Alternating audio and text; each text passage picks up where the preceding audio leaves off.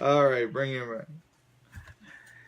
He may be the best interview in town, and he joins me here. He's also known as one of the best mid-major coaches in the business now in college basketball. Steve Forbes, head coach of the East Tennessee State Buccaneers.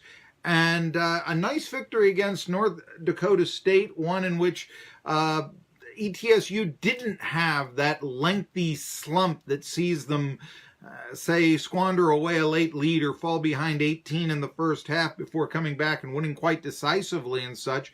Let me ask you, was the North Dakota State game your most complete game of the season to date for the 5-2 Bucks? Yeah, I would say so, Marky, as far as offense and defense. It probably was. Our second half defense has struggled a little bit up until the last couple games. We were able to play pretty good defense against Sam Houston, and then played solid defense against North Dakota State in the second half.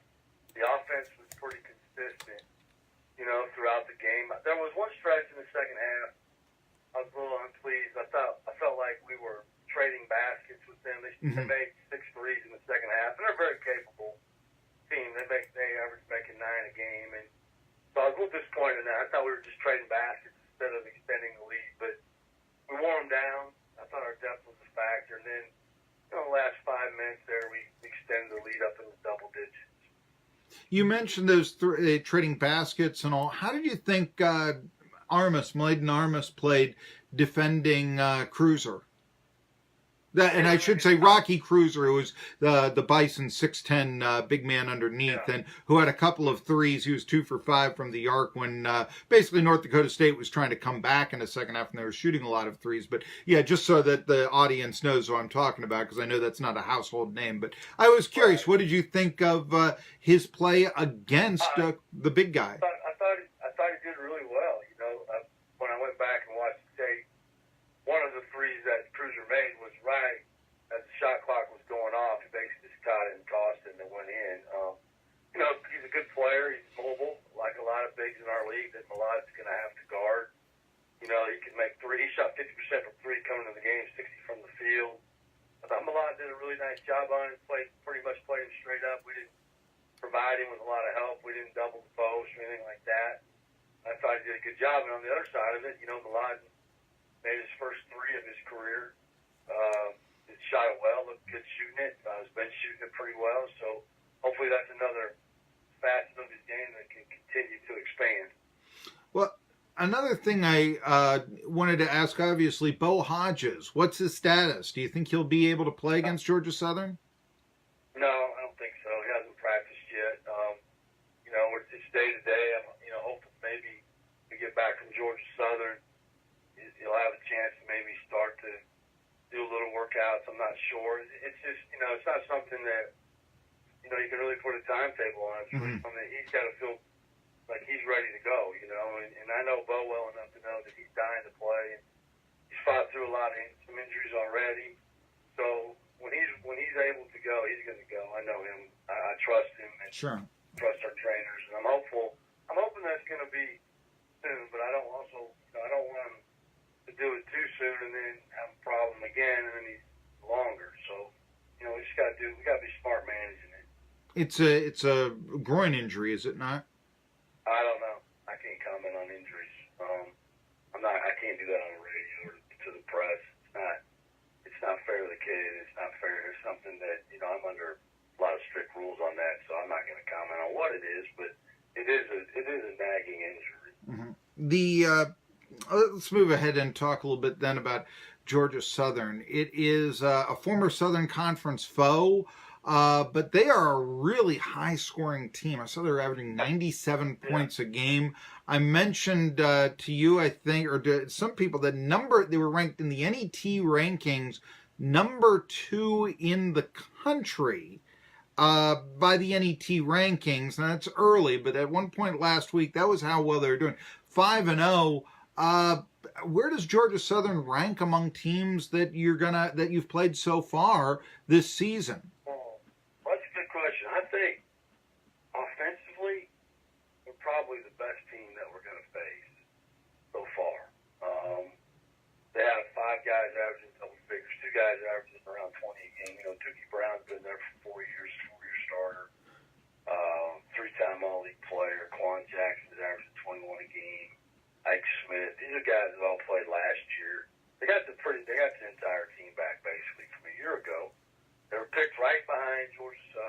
Georgia State, you know, in the preseason Sun Belt polls. They're very, very, very explosive on offense. Really, really good transition. Really good at driving the ball. They're not really big.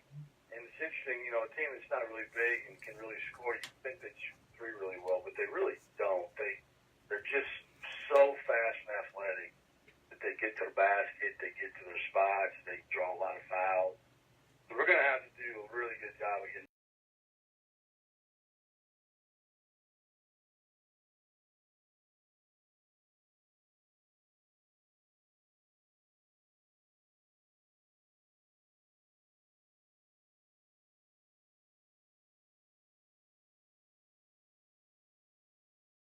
games in a week and now another one. So we're ready to go. I think it's going to be a good test for us, Marky. I think it's, you know, a month into the season now just about. I think it's a good test for us. This week's going to be really hard at Georgia Southern at Wofford. I'm reminded of 18 years ago, I think, or maybe 17 years ago, when ETSU won the regular season Southern Conference Championship, and in the first game of the Southern Conference tournament, they were bounced by a respectable, but really probably not on the level of ETSU, Georgia.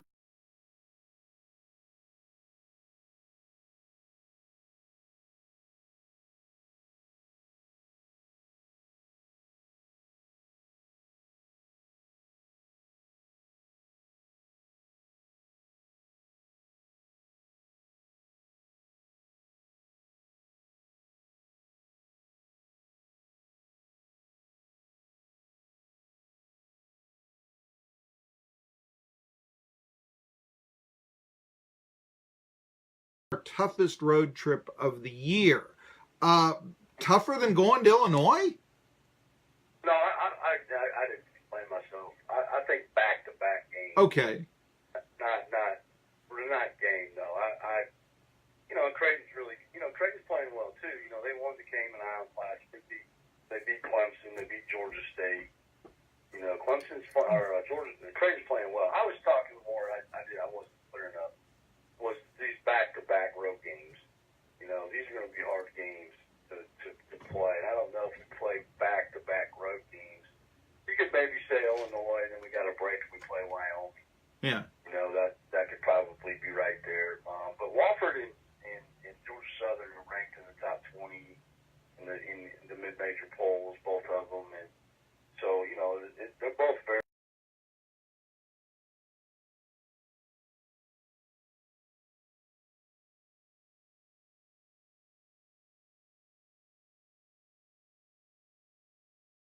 These guys can score, so we've established that. So it's a little bit. If that's the case, I mean, are you comfortable in going into, let's say, a computer game with the Eagles, if that's what it boils down to? Or, I mean, would you rather slow down the pace? Well, I'm not going to do anything different as far as our style of play. I don't believe in that. So we're going to play.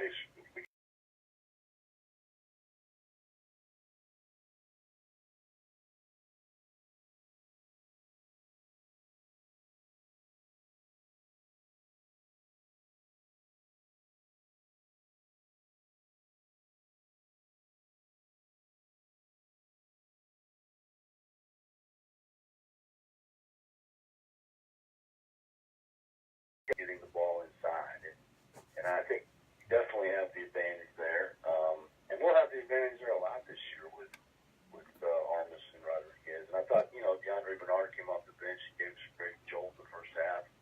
I thought James Harrison's played some solid minutes. Yeah. So we've had, you know, we've got good depth inside, and we need to put the ball in there.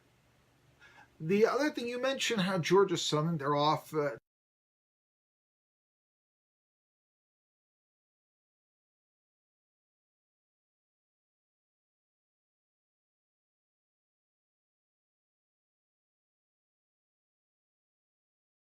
More than a week off, or you know, would you rather have played a couple of times in the last week or so? I mean, what's better? I don't think I'd want a week off. I'd probably, you know, maybe 3 or 4 days. I think 3 days, 4 days is a good time.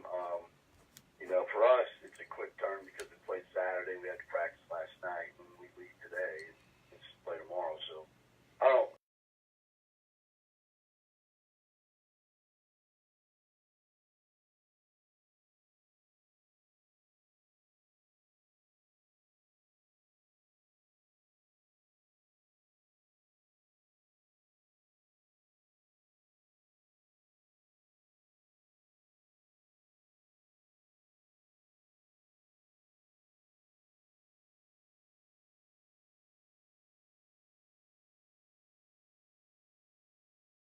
play, but I know Winthrop was a victory, and Winthrop is certainly respectable, but Georgia Southern is on quite a roll right now, and so a victory against them would be something of a statement, I think, for ETSU coming in and all.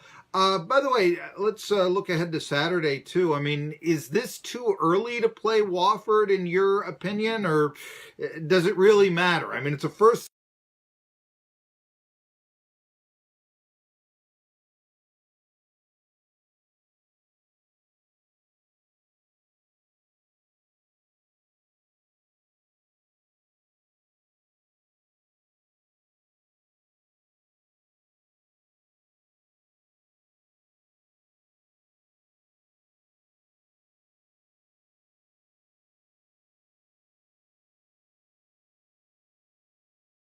Okay, we're trying to play.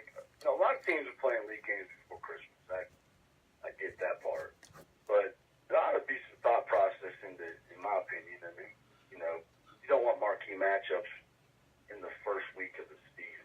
It doesn't make any sense to me.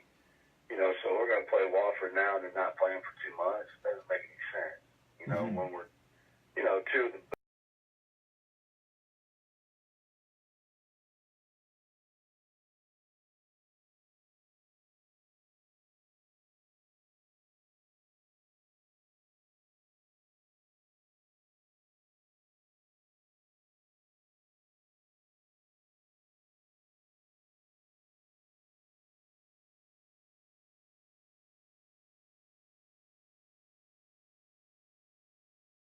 out, and then they put the Valley schedule together, and they base it a lot of times on the better teams are playing each other at the end of the year. And you know, we always played Northern Iowa and Illinois State, you know, at the end of the year.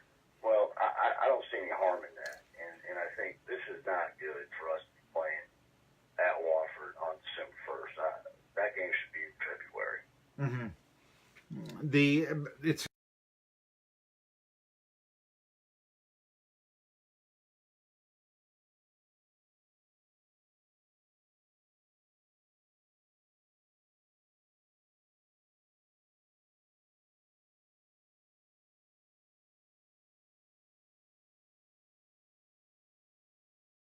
Playing the 29th is we're not going to have a game. We're not going to have a game under our belt before we play them coming back from Christmas. You know, we're going to go step and play. Our kids are going to fly home from El Paso to where they're going, and then they got to be back on the 26th and play on the 29th. I always kind of like to play a game in there before we play our first, you know, second, first, whatever league game. But we're not going to have that this year because we just don't have enough time, and I'm not going to make our players stay here for Christmas. I'm not ever going to do that. And so I want them to be able to go home, and so that it is choppy. And you know, the other thing too is we got Furman in Chattanooga here on Saturday. Right after that, when our students aren't here, you know? And it doesn't help our crowd when two marquee matchups too are in December 29th and then the 1st of January. It's not an ideal schedule for us this year. It has a tough couple of games, as we mentioned here, and well, it could have a great insight to how the season will pan out for ETSU, either good or, well, we'll see what happens. And by the way, I do like the sending the players home for Christmas. I remember Dan Marino's last bowl game, a New Year's Day bowl game. They went to the Cotton Bowl on December 18th, and they wound up scoring 3 points in the game. So you might be onto something there, Coach. Okay. So anyhow, he's Steve Forbes, coach of the 5-2 ETSU Buccaneers. Are coming up with a stiff challenge this week. I'm not going to say it'll make or break their season because, let's face it, so much of that's going to be in the Southern Conference Tournament, but it could be a very intriguing window. So I'm going to be watching and talking about it. Coach Forbes, thanks so much for joining us. Good luck down in Georgia and South Carolina. We'll come back, talk a little bit more about the future of the football team when we come back. There you go. All right.